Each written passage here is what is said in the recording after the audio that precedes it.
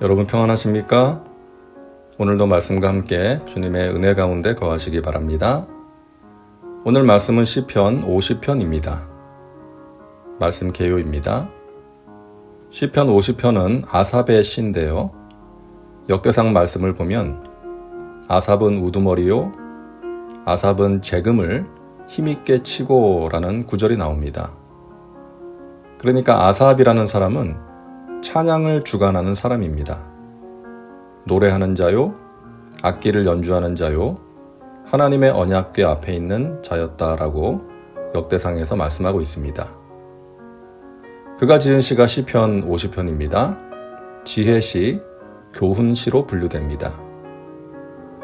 1절부터 6절은 서론에 해당되는 내용으로 하나님의 영광과 통치에 대해서 노래하고 있고 7절부터 15절은 참된 제사에 대한 내용, 16절부터 21절은 삶이 따르는 제사의 중요성을 말하고 있습니다.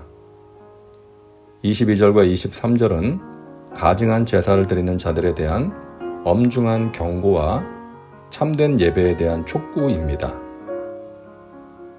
말씀 묵상입니다.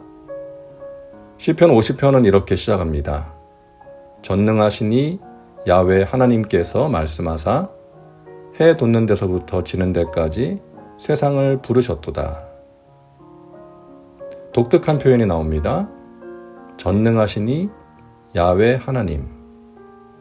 원어를 보면 엘로힘 야훼인데요. 이 세 가지 모두가 하나님의 명칭이죠. 이렇게 하나님의 명칭 세 가지를 함께 언급한 것은 하나님의 지극히 높으신 권세와 능력, 그리고 하나님께서 신들 중에 신으로서 이 세상을 다스리고 계심을 강조하는 것입니다. 해 돋는 데서부터 지는 데까지는 하나님께서 해가 뜨는 동쪽에서부터 해가 지는 서쪽까지, 그러니까 전 세계를 통치하심을 나타내는 표현입니다. 그 하나님께서 자기 백성들을 소집하십니다. 이르시되 나의 성도들을 내 앞에 모으라. 그들은 제사로 나와 언약한 이들이라 하시도다. 그리고 하나님께서는 백성들에게 말씀하십니다. 내 백성아 들을지어다. 내가 말하리라. 이스라엘아 내가 내게 증언하리라. 나는 하나님 곧 내 하나님이로다. 나는 내 재물 때문에 너를 책망하지는 아니하리니 내 번제가 항상 내 앞에 있음이로다. 내가 내 집에서 수소나 내 우리에서 순염소를 가져가지 아니하리니 이는 삼림의 짐승들과 뭇산의 가축이 다 내 것이며 산의 모든 새들도 내가 아는 것이며 들의 짐승도 내 것이미로다. 내가 가령 줄여도 내게 이르지 아니할 것은 세계와 거기에 충만한 것이 내 것이미로다. 내가 수소의 고기를 먹으며 염소의 피를 마시겠느냐. 하나님께서 백성들을 질책하시는데 그 이유는 재물 때문이 아니라는 것입니다. 하나님께서는 재물이 필요한 분이 아니시죠. 사실 예배자들이 바치는 모든 재물은 원래 하나님의 것이죠. 그리고 하나님은 백성들이 드리는 재물을 먹거나 피를 마시는 분도 아니라는 것입니다. 그러니까 이 말씀은 백성들이 형식적으로 제사를 드리는 것을 책망하시는 것이죠. 하나님을 경외하지 않고 또 자신의 죄를 진정으로 회개하지 않고 습관적으로 바치는 제물, 그러한 제사, 삶이 따르지 않는, 마음이 담기지 않은 형식적인 예배 행위를 책망하시는 것입니다. 자, 그렇다면 하나님께서 원하시는 것은 무엇입니까? 14절과 15절입니다. 감사로 하나님께 제사를 드리며 지존하신 이에게 내 서원을 갚으며 환난 날에 나를 부르라. 내가 너를 건지리니 내가 나를 영화롭게 하리로다. 하나님은 당신의 백성들이 감사하는 마음으로 제사를 드리고 서원을 실행하며 환난 때 기도하기를 원하시는 것입니다. 우리의 모든 것이 하나님이 주신 선물이라는 것을 깨닫고 인정하며 감사하기를 원하십니다. 나를 구원하시고 지금까지 인도하신 하나님의 은혜에 감사하며 드리는 예배를 하나님께서 기뻐하시는 것이죠. 그리고 하나님께 드린 약속을 실행하고 환난을 만날 때 하나님을 부르며 기도하기를 원하시는 것입니다. 뿐만 아니라 올바른 삶을 요구하십니다. 16절부터 21절까지가 그 내용이죠. 하나님의 백성이라 하면서도 일상에서 하나님의 말씀과 전혀 무관한 삶을 살아갑니다. 그들의 삶은 온갖 죄악으로 더럽혀져 있습니다. 하나님께서 금하신 도둑질을 하고 간음하고 거짓말을 합니다.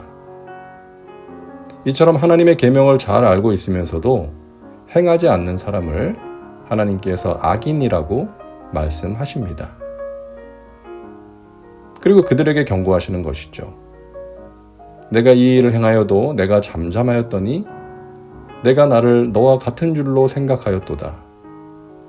그러나 내가 너를 책망하여 내 죄를 내 눈앞에 낱낱이 드러내리라 하시는도다. 하나님을 잊어버린 너희여, 이제 이를 생각하라. 그렇지 아니하면 내가 너희를 찢으리니 건질 자 없으리라. 하나님의 엄중한 경고의 말씀이죠. 너희가 그런 일을 행해도 내가 가만히 있으니까 내가 동조한다고 생각하느냐? 아니라는 것이죠. 하나님께서 침묵하시는 것은 동조가 아니라 인내인 것입니다. 깨닫고 회개하고 돌이키기를 바라면서 인내하시는 것이죠. 그러나 영원히 침묵하시거나 인내하시지는 않는다는 것이죠. 하나님을 잊어버린 너희여, 이제 이를 생각하라. 깨닫고 돌이키라는 것입니다. 그렇지 않으면 내가 너희를 찢으리니 건질 자 없으리라. 하나님의 무서운 심판을 받게 된다는 것입니다. 자, 그러면서 마지막으로 권면하십니다. 감사로 제사를 드리는 자가 나를 영화롭게 하나니 그의 행위를 옳게 하는 자에게 내가 하나님의 구원을 보이리라. 감사하는 마음으로 제사를 드리고 행위를 옳게 하라. 올바른 삶을 살아라 라고 말씀하십니다. 자, 오늘 시편 50편을 통해서 하나님께서는 종교적 형식주의자들을 책망하십니다. 신앙생활, 예배 행위는 하고 있지만 하나님의 말씀을 우습게 여기고 말씀을 행하지 않고 하나님께서 미워하시는 것들을 주저하지 않고 행하는 자들을 악하다고 말씀하십니다. 삶이 따르지 않는 예배, 신앙과 삶이 분리된 상태를 지적하시는 것이죠. 여러분, 그 사람의 삶이 바로 그 사람입니다. 그 사람이 어떻게 살고 있는지를 보면 그 사람이 어떤 사람인지 그리고 어떻게 하나님을 믿고 있는지를 알 수 있는 것입니다. 우리의 예배가 오늘 말씀하시는 것처럼 감사함으로 드리는 예배, 그리고 삶이 따르는 예배가 되기를 바랍니다.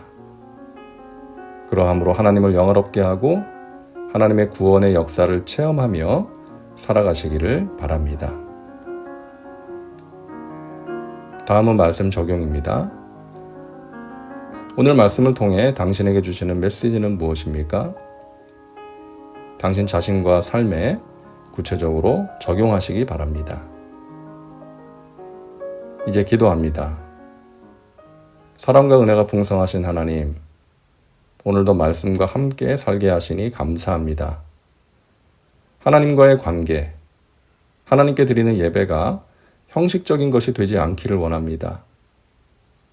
감사로 하나님께 제사를 드리고 소원한 것을 갚으며 환난 날에 하나님께 기도함으로 하나님께서 행하시는 은혜의 역사를 체험하게 하여 주옵소서.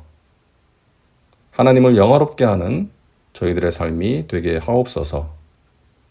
예수님의 이름으로 기도하옵나이다. 아멘. 오늘도 말씀과 함께 은혜 가운데 거하시기 바랍니다. 여러분 사랑하고 축복합니다.